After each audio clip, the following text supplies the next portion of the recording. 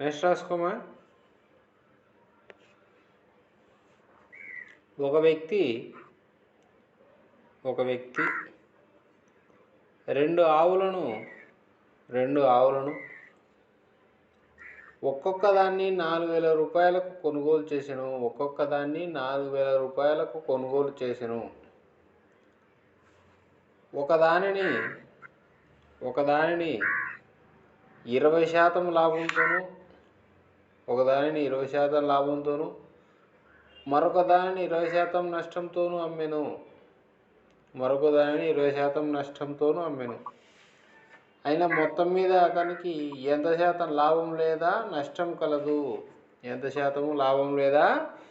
నష్టము కలదు. So same percentage కాబట్టి అతనికి లాభం కానీ నష్టం కానీ ఏమి కూడా చేకూరదు. ఓకేనా?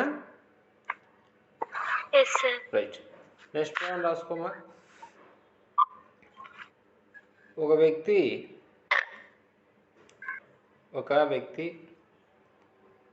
రెండు టీవీలను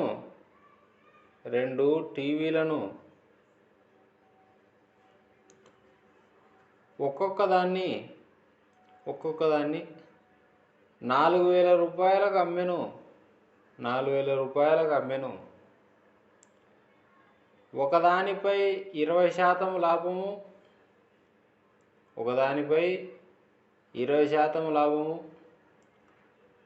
మరొక దానిపై 20% నష్టము కలదు.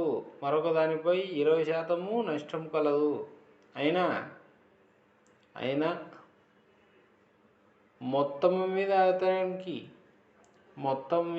అతనికి ఎంత శాతము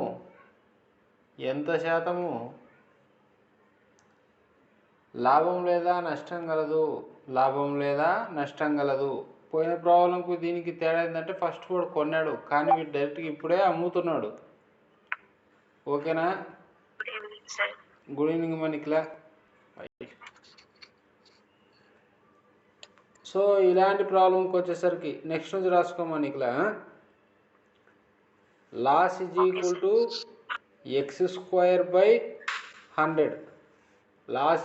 టు x²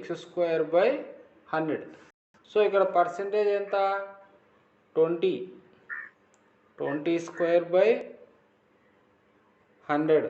20² అంటే ఎంత? 400/100 2 zeros.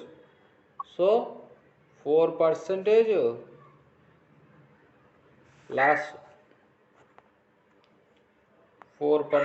లాస్. ఓకేనా?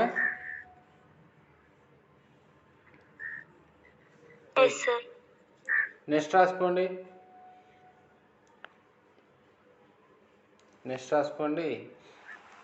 ఒక వ్యక్తి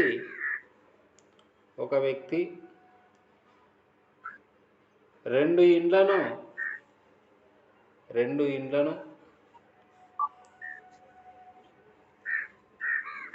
ఒక్కొక్క దాన్ని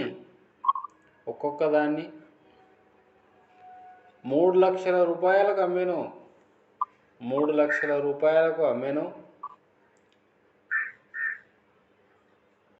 దానిపై 10% లాభము ఒకదానిపై 10% లాభము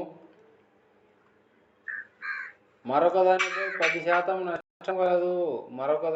10% నష్టం కలదు. అయినా మొత్తం మీద అతనికి ఎంత శాతము లాభం లేదా నష్టం కలదు. Right.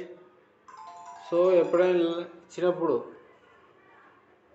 Loss is equal to x²/100. ఓకేనా? సేమ్ ఒకే లాభము నష్టం కనుక ఇస్తే అమ్మినప్పుడు సో ఫార్ములా ఏమి? Loss is equal to x²/100. Same percentage కదా. 10² ఈజ్ ఈక్వల్ టు 100/100 100 ఒకట్స్ 100. సో 1% ఏమొస్తుంది?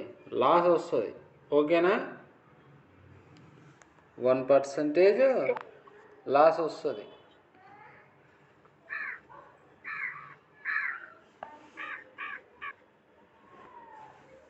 రాసుకున్నారా? రైట్. నెక్స్ట్ రాసుకోండి. ఒక వ్యక్తి రెండు కుర్చీలను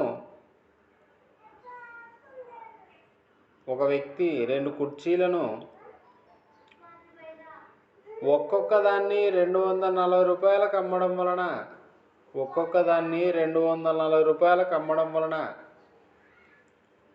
ఒకదానిపై 20% లాభము,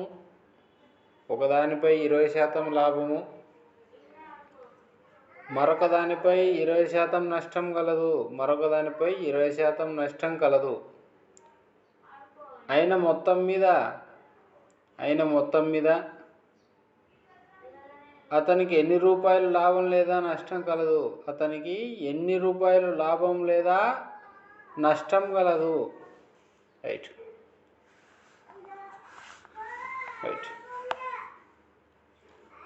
so same formula 20² = 400/100. zeros cancel.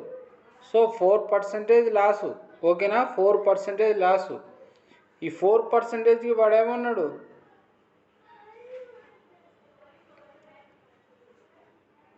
4% loss అంటే 96% కదా. ఈ 96కి ఏమన్నాడు వాడు? 2 కుర్చీలు, ఒక కుర్చీ 240, ఇంకో కుర్చీ 240, అంటే టోటల్ ఎంత? 480.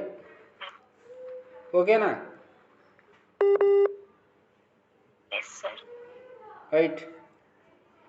సో 100కి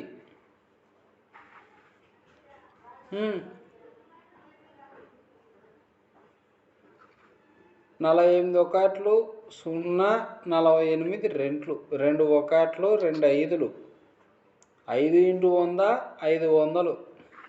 ఓకేనా? ఈ 480కి 500కు తేడా ఎంత? ఈ 480కి 500కు తేడా 20 రూపాయలు. సో ఆన్సర్ వచ్చేసరికి ఎంత? 20 రూపాయలు.